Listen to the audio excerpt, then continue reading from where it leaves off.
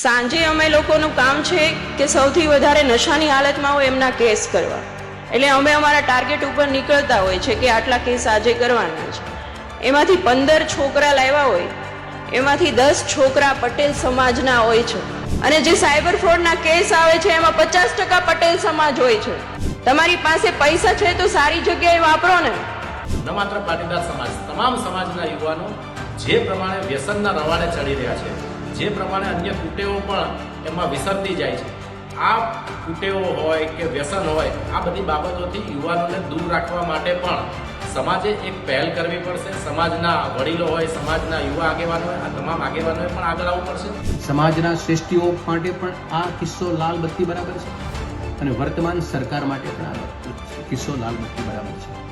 અને વિપક્ષમાં બેઠા છીએ ત્યારે અમે સતત ને સતત આ બાબત સમાજમાં હોઈએ ત્યારે સમાજના લોકોની સામે અને રાજનીતિના પરિપ્રેક્ષમાં હોઈએ ત્યારે વિપક્ષ તરીકે અમે સરકારને અમે આ ધ્યાન ઉપર મૂકીએ છીએ. સુરતના સરથાણા પોલીસ મથકના મહિલા પીએસઆઈ ઉર્વિશાબેન મેદપરા પાટીદાર સમાજની એ દીકરી છે. દીકરીને સમાજ પ્રત્યે નાઝ હોય અને સમાજને પણ એ દીકરી પ્રત્યે નાઝ હોય કે સમાજની એ દીકરી એ પોલીસની અંદર એક મહત્વની પોસ્ટ ઉપર છે.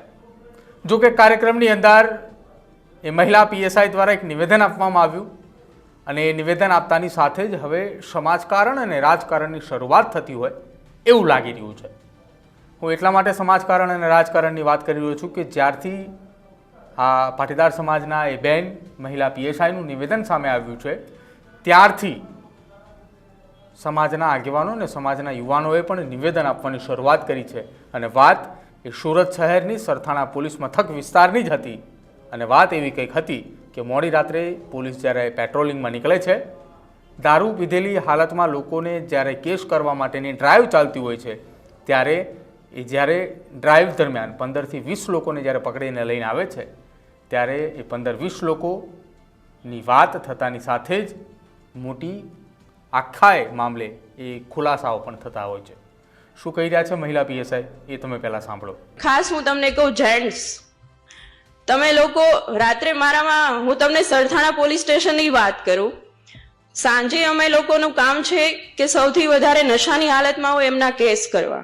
એટલે અમે અમારા ટાર્ગેટ ઉપર નીકળતા હોય છે કે આટલા કેસ આજે કરવાના છે. એમાંથી 15 છોકરા લાવ્યા હોય, એમાંથી 10 છોકરા પટેલ સમાજના હોય છે. આ વસ્તુ વિચારવાની વાત છે. મને જોઈને બહુ દુઃખ થાય છે કે અને પછી તમે હાથ જોડો છો આવીને કે સાહેબ તમે તો પટેલ છો, તમે તો સમજો. મને કોઈક આવું કે ને એટલે મને વધારે ગુસ્સો આવે છે. અને હું એમ કહું છું એને કોઈ પણની ભલામણ આવે, કોઈ પણની ભલામણ આવે, પણ મારા પટેલ સમાજને તમારે છોડવાનો નથી. એક રાતી અંદર લોકઅપમાં રહેશે ને તો એને ખ્યાલ આવશે કે આ વસ્તુ ન કરાય.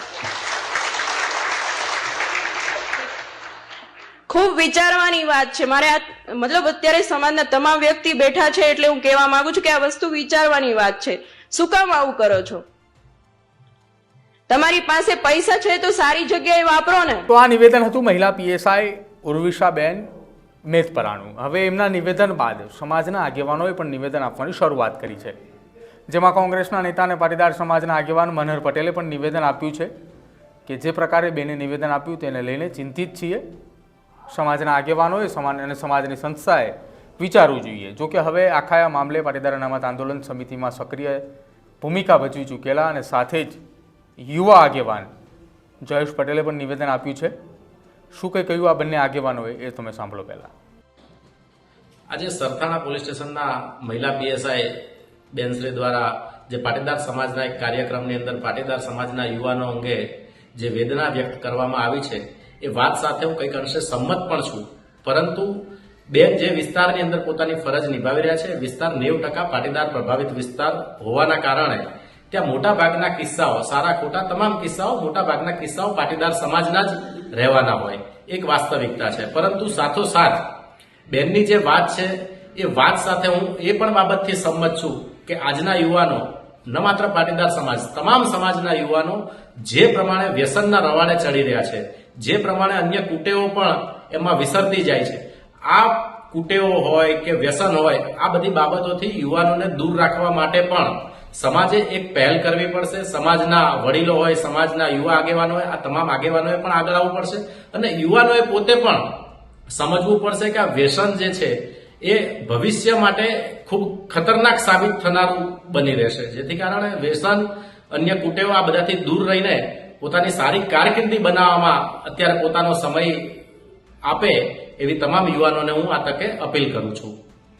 સુરતના એક મહિલા પાટીદાર પીએસઆઈ પોલીસ અધિકારીએ એની ફરજ દરમિયાન જે એમને સામે અભ્યાસ આવ્યો એને એક સમાજના પ્રસંગમાં સમાજની સામે મૂક્યો.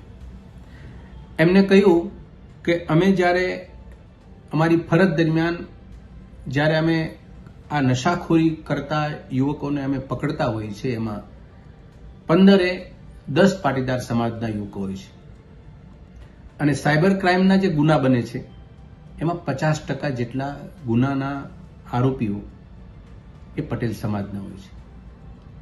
ઉપરાંત એને પટેલ સમાજને એક બે વાત વધારે એ પણ કીધી કે પૈસા છે તો સારી જગ્યાએ વાપરો ને આ નશામાં શું કામ વાપરો છો.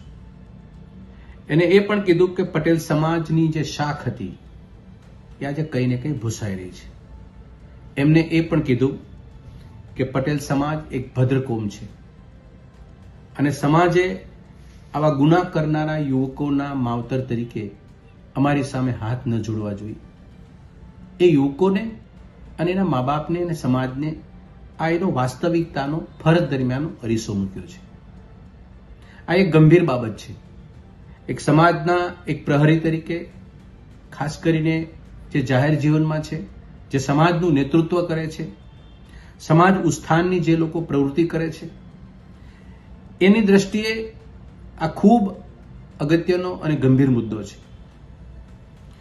સમાજ સામે ગમે એટલું શસ્ત્ર સરંજામ, સુવિધા, શાળાઓ, હોસ્પિટલો, અનેક પ્રકારની સેવાકીય પ્રવૃત્તિ કરતી તમામ મિશનરી હશે, પરંતુ જે સમાજનો યુવાન કે મહિલા એ વ્યસની હશે, જે આવા ગુનાખોરીના રસ્તે હશે, તો એ સમાજ એની કોઈ પણ સવલત વાપરી શકતો નથી કે યુવાનો વાપરી શકતા નથી.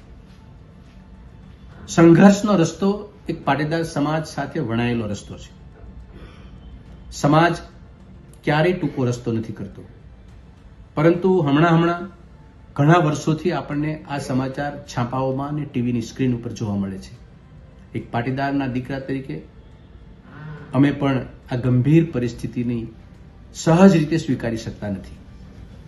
મેં 1 વર્ષ પહેલા પાટીદાર સમાજના વરિષ્ઠ આગેવાનોની સામે એક વાત સહજ રીતે મૂકી હતી. આવી જ એક વાત કે જે નકલી પીએસઆઈ, નકલી ઈડી, સીએમઓ કચેરીની અંદર નકલી ઓફિસર, પીએમઓ કચેરી સુધી પણ નકલી ઓફિસર, ડુપ્લિકેટ ઘી બનાવે, ડુપ્લિકેટ કરન્સી બનાવે, આવા અનેક કિસ્સાઓમાં, ગુનાઓમાં પણ પાટીદાર સમાજના યુવકોના નામ આવેલા છે. આ સમયે પણ સમાજને ધ્યાન દોરવાનો મેં મારો સાત્વિક પ્રયત્ન કર્યો હતો. સમાજની વાત, ઘરની વાત ઘરમાં રાખવી જોઈએ એ વાતની સમજ આપણી સભાનતા પણ છે, પરંતુ સત્ય એ છે એ ઘરમાં રાખો કે બહાર રાખો, વિકાસની જો ભૂખ આપણી હોય તો સત્ય ઉપર પહેલા આપણે ઓબીડી કરવું પડશે કે આપણે ક્યાં ભૂલ કરીએ, ક્યાં રસ્તા આપણા ખોટા છે. બીજી બાબત, જ્યાં સુધી સમાજને લાગુ પડે છે ત્યાં સુધી આ વાત બરાબર છે, પરંતુ આમની પાછળ આ જે અંજામ સમાજ, ભદ્ર સમાજનો એક આવી રહ્યો છે, એની પાછળ જવાબદાર કારણો પણ શોધવા પડશે. એનું પ્રમુખ કારણ એ છે કે રાજ્યની 25 વર્ષથી ભારતીય જનતા પાર્ટી સરકાર કામ કરે છે. ડ્રગ્સ, દારૂ કે કોઈ પણ નશાની ચીજવસ્તુ અહીંયા આગળ પ્રતિબંધિત છે. તો આ 15-10 છોકરાઓ જે વ્યસની બન્યા છે, જે તમારી સામે આવે છે, સરકારના દફતરે નોંધાય છે, એ ડ્રગ્સ, એ નશો, એ કરવાની સામગ્રી ક્યાંથી આવી? પ્રોહિબિટેડ છે. ગુજરાતની અંદર આ નશાખોરીનું સામગ્રીનું સામ્રાજ્ય કયા શાસનમાં બની રહ્યું છે? ગામડે ગામડે દારૂ વેચાય છે, દર એક વર્ષે લઠ્ઠાકાંડ એવો મોટો સર્જાય છે, 50, 100, 25, 150 લોકો મળે છે. આ તમામ બાબત પાછળ મુખ્ય કારણ જો જવાબદાર હોય તો રાજ્યની અંદર બેકારીનો રાફડો ફાટ્યો છે. બેકારી તમને અરાજકતા લઈ જાય, બેકારી આર્થિક સમસ્યાઓ સર્જે, બેકારી ગુનાહિત વાતાવરણ સર્જે અને બેકારી આપણા રાજ્યની અંદર અફડાતફડી પણ કરાવે. સમાજના શ્રેષ્ઠીઓ માટે પણ આ કિસ્સો લાલ બત્તી બરાબર છે અને વર્તમાન સરકાર માટે પણ આ કિસ્સો લાલ બત્તી બરાબર છે. અને વિપક્ષમાં બેઠા છીએ ત્યારે અમે સતત ને સતત આ બાબત સમાજમાં હોઈએ ત્યારે સમાજના લોકોની સામે અને રાજનીતિના પરિપ્રેક્ષમાં હોઈએ ત્યારે વિપક્ષ તરીકે અમે સરકારને અમે આ ધ્યાન ઉપર મૂકીએ છીએ. પરંતુ આપણા સૌનું દુર્ભાગ્ય છે કે સરકારને નશાખોરી બુટલેગરો સાથે આ એક પ્રકારનો નાતો બંધાયેલો છે અને એના કારણે આ જ્યાં સુધી નાતો નહીં તૂટે, સરકારનો બુટલેગર સાથે, પોલીસનો બુટલેગર સાથેનો નાતો એ એક અભિન્ન અંગ બની ગયું છે, આવકનું એક મોટું સાધન બની ગયું છે. એના કારણે ગુજરાતના આશાસ્પદ યુવાનો નશાખોરીના રવાડે ચડે છે. ભદ્ર સમાજ પાટીદાર સમાજ છે, મોટો સમાજ છે, બહોળો સમાજ છે, એનો અરીસો સીધો જનતાની સામે આવી ગયો, પણ નાના સમાજ પણ કોઈ બાકી નથી. હું ફરીને મોટા સમાજ તરીકે પાટીદાર સમાજ અન્ય સમાજને આદર્શોને એક વિકલ્પ પૂરો પાડનારો સમાજ છે અને એ સમાજને વ્યસનના ભરડામાં આવી જવાથી અન્ય સમાજ માટે કોઈ આદર્શનો વિકલ્પ કોઈ વધશે નહીં કાલે. એટલે ગંભીર વિષય છે અમારા માટે, સત્તારૂઢ માટે કે સમાજ માટે. આમાંથી સૌ લોકોએ સાગમટે શિખામણ લેવાની જરૂર છે અને આ કોઈ પણ કિસ્સાની અંદર હળવાશથી લેવાને બદલે ઓપીડી કરી અને જે જગ્યાએથી જે પરિસ્થિતિ સર્જાય છે ત્યાં એને જડ મૂળથી નાશવંત કરવાની કામગીરી સરકારે કરવી પડશે. અને જે જગ્યાએથી જે પરિસ્થિતિ સર્જાય છે ત્યાં એને જડ મૂળથી નાશવંત કરવાની કામગીરી સરકારે કરવી પડશે. હું ફરીને મારા સમાજના ભાઈ બહેનોને વિનંતી કરું છું કે આપણા માવતરોએ આપણને આ રસ્તો નથી શીખ્યો. આપણે જમીન સાથેના છીએ, એક દાણો વાવી અને 400 દાણા પેદા કરવાનો સંઘર્ષ આપણને વારસામાં મળેલો છે. આ સંઘર્ષને લઈ આપણે ઉજળા છીએ. આપણી પેઢીઓ સુધી આપણને જો કોઈએ આપણો મોભો, આપણું સ્વમાન, આપણી પ્રતિષ્ઠા, આપણી પ્રમાણિકતા આ બધું આપણને ઠસોઠસ ભર્યું હોય તો આપણા વારસાએ ભર્યું છે અને એ વારસાએ આપણને ટૂંકો રસ્તો, વ્યસનનો રસ્તો કે નકલી આવું નથી વાપ્યું. 40-50 વર્ષ પહેલા મારા માવતરે છાપામાં, સમાચાર પત્રોમાં કોઈ નકલી કરન્સી બનાવતો પટેલ કે કોઈ નકલી ઘી વેચતો પટેલ કે કોઈ ડુપ્લિકેટ અધિકારી બનતો પટેલ એવા સમાચાર નથી સાંભળ્યા. 40 વર્ષ પછી હું ટીવીની સ્ક્રીન ઉપર સાંભળું છું. મેં એવી કઈ ભૂલ કરી નાખી કે મારા સમાજના સંતાનો આવી પ્રવૃત્તિમાં જોડાણા? મારી સરકારે કઈ પ્રવૃત્તિ કરી નાખી, ભૂલ કરી નાખી કે સમાજના લોકો આવી પ્રવૃત્તિ? આ સામૂહિક પ્રશ્ન છે. કોઈ ઉપર આક્ષેપ કરી અને આમાંથી છટકવાની વાત નથી, પરંતુ ચિંતાનો વિષય છે. જ્યાં જેને સમજવું હોય એ સમજી લે, પણ આ મુદ્દો છે એ ગંભીર છે. ગુજરાત ઉડતા પંજાબ અડધું બની ચૂક્યું છે. આ સરકાર પણ એની નોંધ લે.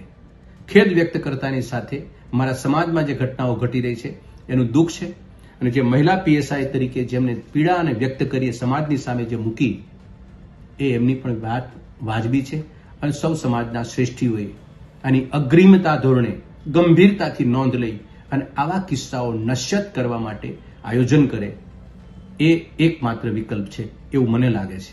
મહિલા પીએસઆઈ ઉર્વિશાબેન મેદપરા અને સાથે જ બંને આગેવાનોના નિવેદનોને લઈને તમારું શું માનવું છે તે ખાસ અમારા કમેન્ટ સેક્શનની અંદર જણાવજો. જોતા રહેજો ન્યૂઝરૂમ. નમસ્કાર.